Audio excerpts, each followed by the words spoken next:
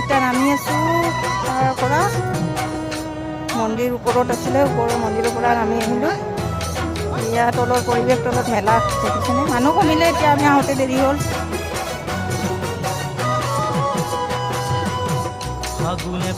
বহুত ভাল লাগে বছৰে পাৰ হ'ল খাচোতে খাচোতে